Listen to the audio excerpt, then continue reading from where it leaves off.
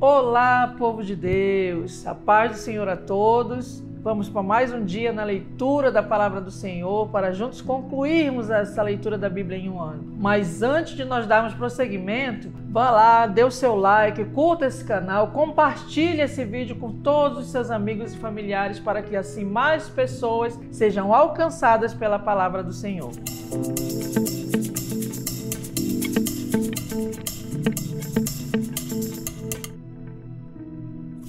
E nós daremos início com Juízes 2. Juízes 2, ele vem aqui nos mostrar a misericórdia do Senhor em meio à apostasia do povo de Israel, o abandono da fé pelo povo de Israel. Nós vemos um ciclo incessante, queridos, nesse texto de desobediência, opressão. Vemos assim, o povo de Israel, depois de ver tantos milagres da travessia do Jordão, da Terra Prometida, começa a cair nas armadilhas da idolatria, do pecado. E aí nós vamos ver tantas vezes essa desobediência sendo aflorada no meio do povo de Israel. Quando nós vamos observar aqui, já a partir mesmo do primeiro versículo, nós já vemos um alerta do anjo, onde ele faz ali, ele chama a atenção do povo israelita, justamente lembrando daquele acordo que foi feito entre Deus e o povo de Israel, justamente ali na liderança de Josué e Moisés. E o povo parece assim que estava esquecendo desse pacto de só adorar o Senhor,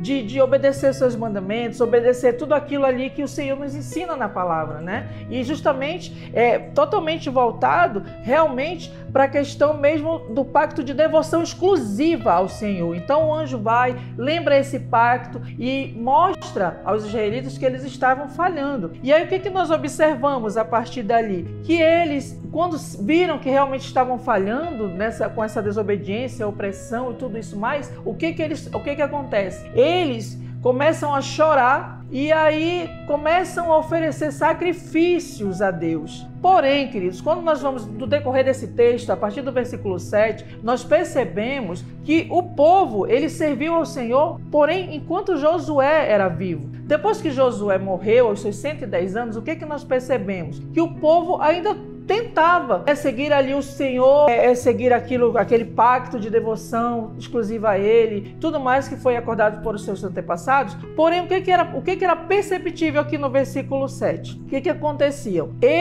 Quando Josué falece, o caos se instalou no povo ali de Israel. Realmente eles começaram a pecar contra Deus, adoraram os deuses dos cananeus, que era justamente Baal e o Astarote. E aí o que acontece, queridos? O Senhor ficou irado e deixou que eles fossem roubados pelos povos vizinhos. Ou seja, entregou nas mãos dos inimigos. E aí o que aconteceu? Quando aconteceu isso, eles não puderam mais resistir. E aí o que aconteceu? Quando eles saíam para lutar, o Senhor já ficava contra eles. E aí eles ficaram numa situação muito difícil. E aí o Senhor começou a sentir pena, porque via aquela coisa da escravidão deles em meio ao pecado. E o que aconteceu? O nosso Deus, por ser um Deus tão misericordioso, mesmo diante da infidelidade do seu povo, ele levantou líderes fortes, chamados juízes, que os salvaram dos que atacavam e roubavam, né? Porém, queridos, nem mesmo assim o Senhor levantando esses líderes, eles davam atenção e continuavam nessa incessante busca pelo pecado, essas coisas que nós já falamos aqui anteriormente. E aí o que acontece? A partir daí, do versículo 20,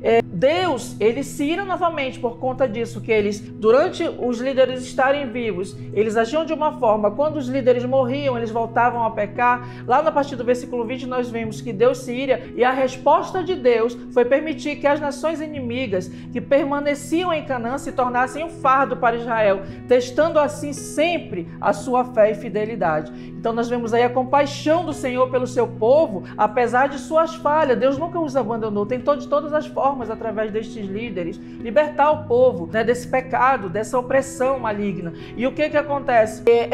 A partir daí nós vamos ver que já em Juízes 3, mesmo o povo estando na Terra Prometida, ele continua né, sendo ali, vivendo o desafio de se manter fiel ao Senhor, né? E nós podemos ver que ali houve uma estratégia do Senhor para testar a fé e a lealdade de Israel, e ele permite que o povo passe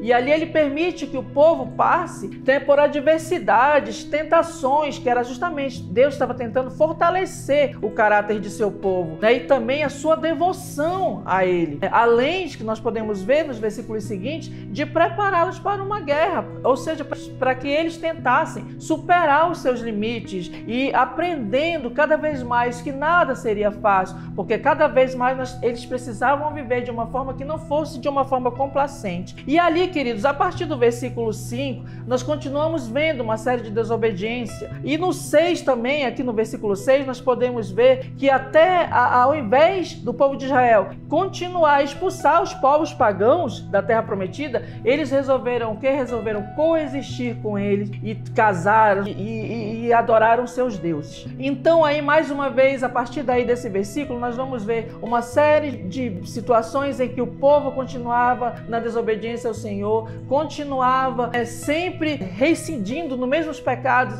Finalizando o texto de Juízes, nós vemos ali que Deus, ele levantou vários outros líderes tentando libertar o povo desse povo, e por fim, Sangar, que matou 600 filisteus e assim também libertou o povo de Israel. Sempre Deus com a sua infinita misericórdia. O próximo texto é o texto de Jó, Jó 34. Aqui nesse texto nós podemos ver, né, a continuação do discurso de Eliú, que era considerado um amigo também de Jó, mas era também considerado um homem sábio, um homem justo. Porém, ele buscava sempre corrigir as falhas de Jó e dos seus amigos. E aqui nesse texto específico nós podemos ver que ele sempre tentou defender a justiça de Deus. E sempre vemos aqui que em resposta às reclamações de Jó, em que ele diz que Jó, quando ele questiona que Deus era um Deus injusto, que na verdade ele não era esse questionamento de Jó. Na verdade, Jó ali ele estava passando por uma situação muito complicada e que eu gostaria apenas de entender por que ele estava passando por tais situações, uma vez que ele era um homem justo. E aí você vai perceber nesse texto aqui que Eliú começa a fazer várias acusações a Jó como se fosse um pecador deliberado, e que não era nunca para Jó questionar a Deus, uma vez que Deus não comete erros. A própria Bíblia cita que Jó era um homem justo e leal ao Senhor. Então muitas vezes nós temos que ter esse cuidado de muitas vezes não julgarmos, não deturparmos algumas situações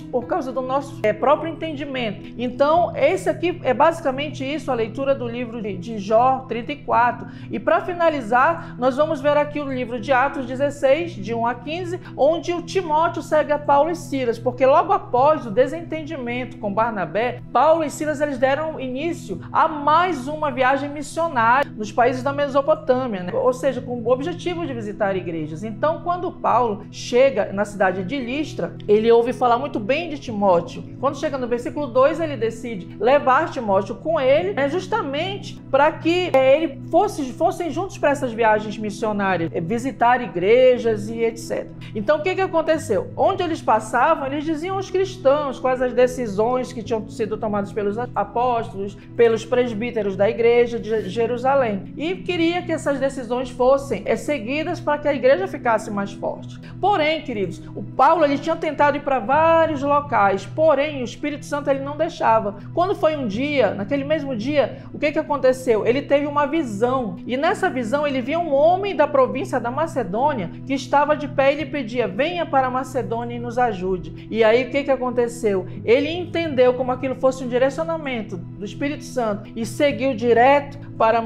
a Macedônia, seguindo a direção do Espírito Santo. Com isso nós podemos ver como é importante nós estarmos atentos e sempre seguirmos a direção de Deus. E aí, ainda finalizando esse texto, nós podemos também acompanhar a conversão de Lídia e sua casa a partir dos versículos 13 ao 15, que realmente foi quando eles chegaram em Filipos, que era uma cidade do primeiro distrito da província da Macedônia. Que aí eles, após passarem vários dias nessa cidade, eles resolveram descer lá lá para o rio, para a beira do rio, e lá eles começaram a conversar com as mulheres. Porém, tinha uma, que era a Lídia, que era uma vendedora de púrpura. Ela adorava a Deus, e ali naquele dia eles aproveitaram a oportunidade. Ela ouviu o que Paulo dizia, mas o Senhor abriu a mente dela para que ela compreendesse o que Paulo dizia. Aí foram batizados ela e a sua casa, e ela ficou tão feliz que o que ela fez? Ela chamou todos os apóstolos para ficarem um tempo em sua casa. Então, queridos, essa foi a leitura de hoje. Eu espero que você compartilhe esse vídeo com todas as pessoas que você puder, e que sua família, sua casa seja abençoada, assim como a casa de Lídia. Deus te abençoe